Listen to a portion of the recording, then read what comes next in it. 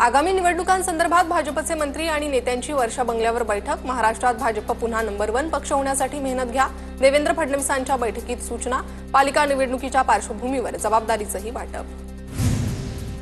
स्थानिक स्वराज्य संस्थांच्या निवडणुका एकत्रच लढायच्या। महायुतीच्या समन्वय समितीच्या बैठकीत प्रमुख नेत्यांचा सूर। लवकरच महामंडळ वाटपावर शिक्कामोर्तब होणार। महत्त्वाच्या महापालिकांवर महायुतीचा भगवा फडकवायचा नेत्यांचं मत। सत्तेतील व्यक्तींनी कारखान्याची निवडणूक लढवणं अयोग्य। विरोधी गटानं मुद्दा उपस्थित केल्यास सत्तेतील लोक न्याय देऊ शकत नाहीत। अनौपचारिक चर्चांमध्ये शरद पवारांचं मत। प्रकाश आंबेडकरांच्या निवडणूक आयोगाविरोधातील याचिकेवर आज मुंबई हायकोर्टात निकाल। विधानसभेवेळी 5 वाजल्यानंतर झालेल्या 76 लाख मतदानावर प्रकाश आंबेडकरांचा आक्षेप। राहुल गांधींचा अभ्यास कच्चा। सुनील तटकरेंची टीका। लोकसभेत कमी तर विधानसभेत जास्त मतदान होत असतं। फडणवीसांच्या मतदारसंघात 5 महिन्यात 8% मतदार वाढले। या राहुल गांधींच्या टीकेवर निशाणा।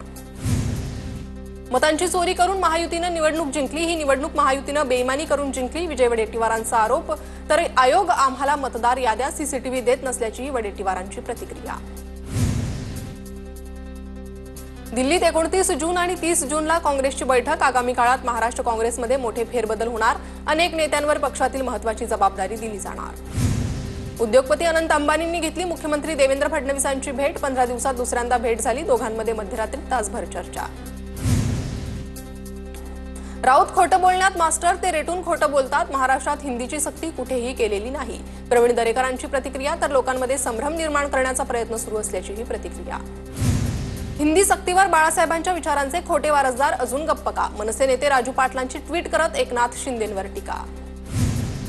भाषा सक्ती करून येत नाही। भाषा आईकडूनच शिकली जाते। मुलांना मराठीत शिकवा हाच खरा बदल घडवण्याचा मार्ग। हिंदी भाषा सक्तीवरून सयाजी शिंदेंचा सरकारला टोला।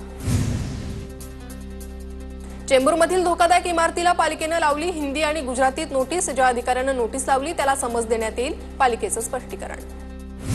स्थानिक पातळीवर राजकीय भूमिका वेगळी असते। रायगडमधील स्थानिक नाराजीबाबत सुनील तटकरेंची प्रतिक्रिया। तर स्थानिक स्तरावर नाराजी असेल तर प्रमुख नेते सोडवतील। शंभूराज देसाईंची प्रतिक्रिया। झोपडपट्टीवासियांच्या प्रश्नांसाठी आज मुंबई काँग्रेसचा एसआरए कार्यालयावर धडक मोर्चा। एसआरएचे मुख्याधिकारी महेंद्र कल्याणकर यांनी खासदार वर्षा गायकवाडांची भेट नाकारल्यानंतर काँग्रेस आक्रमक। अशा मुजोर अधिकाऱ्यांवर कारवाई करण्याची काँग्रेसची मागणी। सरकारला शेतकऱ्यांचं काही देणं घेणं नाही। शक्तीपीठ महामार्गाला दुसरे पर्याय असू शकतात। पर्यायी मार्ग असताना हे धंदे कशाला? शक्तीपीठ महामार्गाच्या मंजुरीवरून वडेट्टीवारांचा सरकारवर हल्लाबोल। 12 जिल्ह्यातील लोकांना शक्तीपीठ महामार्ग नकोय। नव्या रस्त्याची गरज काय?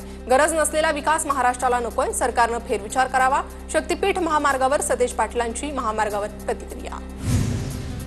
नजीब मुल्ला मोहसिन बटलाने जमीलच्या हत्येची सुपारी दिली। जमीलची पत्नी खुशनुमा यांचा अजित पवारांच्या माजी नगरसेवकावर आरोप।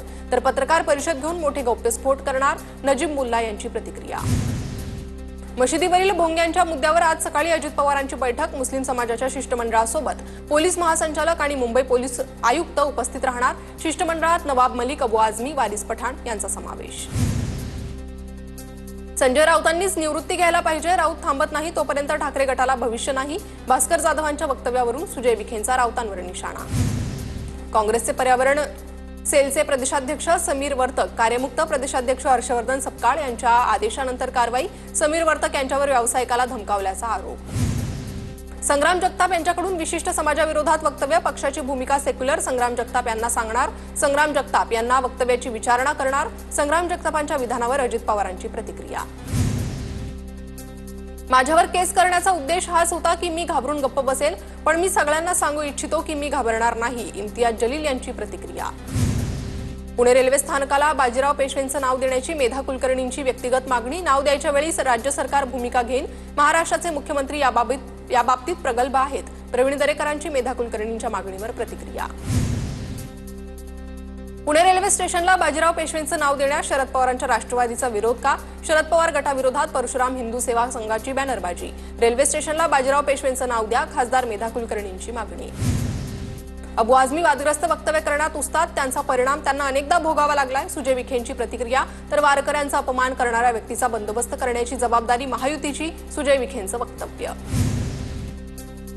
अबू आझमी आसिफ शेख यांच्या वक्तव्यानंतर मालेगावात पडसाद। आझमी आसिफ शेख यांच्या विरोधात गुन्हा दाखल करण्याची मागणी। औरंगजेबाचं उदात्तीकरण केल्याप्रकरणी माजी आमदार आसिफ शेख यांच्यावर पुण्यात गुन्हा दाखल. पुण्यातील गुन्हा मालेगाव तालुका पोलीस ठाण्यात वर्ग. आसिफ शेख यांना औरंगजेबाचं उदात्तीकरण करणं भोवलं. अबू आझमींनी साधू संतांची नाकं घासून माफी मागावी. चर्चेत येण्यासाठी वेगळं विधान करण्याचा प्रयत्न. संग्राम जगतापांचा अबू आझमींवर हल्लाबोल. सुदर्शन घुलेवरील गुन्ह्यांचा आणि वाल्मिक कराडचा संबंध नाही. वाल्मिक कराडचे वकील मोहन यादव यांचं वक्तव्य. तर कटाचा सूत्रधार नेहमी पडद्यामागे असतो. उज्ज्वल निकम यांची प्रतिक्रिया. देशमुख हत्या प्रकरणातील पुढील सुनावणी 7 जुलैला होणार. पतीच्या हत्येत राजकीय व्यक्तींचा हात. मृत पंकज देशमुखांची पत्नी सुनीता देशमुखांचे आरोप. दरम्यान सीआयडी चौकशीच्या मागणीसाठी सर्वपक्षीय शिष्टमंडळानं घेतली जिल्हाधिकाऱ्यांची भेट. पंकज देशमुख भाजप कार्यकर्ते आणि आमदार संजय कुटेंचे वाहन चालक होते. लातूर शहरातील विनापरवाना शाळा सील. शिक्षण विभागाच्या अधिकाऱ्यांकडून शाळेला टाळं ठोकलं. विनापरवाना शाळेला 17 लाखांचा दंड ठोठावला. पालघरमध्ये बोगस डॉक्टर आढळून आल्यास तत्काळ गुन्हा दाखल करा. जिल्हाधिकारी डॉक्टर इंदुराणी जाखड यांचा बैठकीत इशारा. रुग्णांची फसवणूक करणाऱ्या बनावट डॉक्टरांविरोधात कडक कारवाईचे आदेश. जळगाव जिल्हा रुग्णालयातील वसतिगृहातील दुरुस्ती प्रकरणी पीडब्ल्यूडी विभागानं अहवाल मागवला.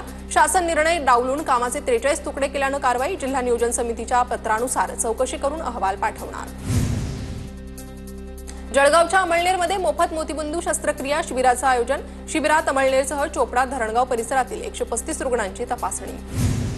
डॉक्टर बाबासाहेब आंबेडकर मराठवाडा विद्यापीठाच्या उपकुलसचिव हेमलता ठाकरेंना बदलीनंतर स्वतःचं दालन स्वतःच झाडण्याची वेळ.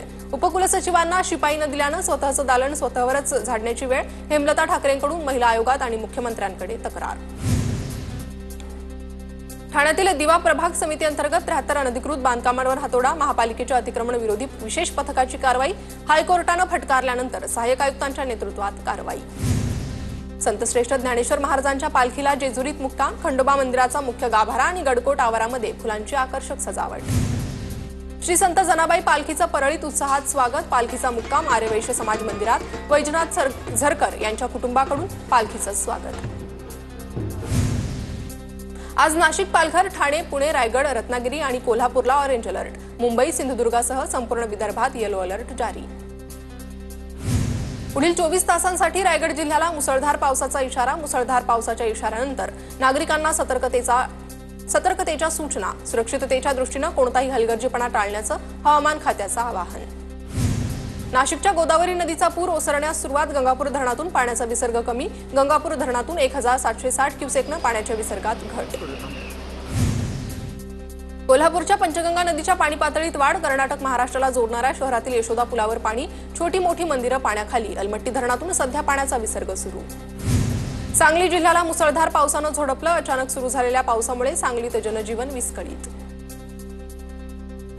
चंद्रपूर जिल्ह्यात पावसाची दमदार हजेरी. पावसामुळे शेतकऱ्यांना दिलासा. पावसामुळे नागरिकांना उकाड्यापासून दिलासा मिळाला.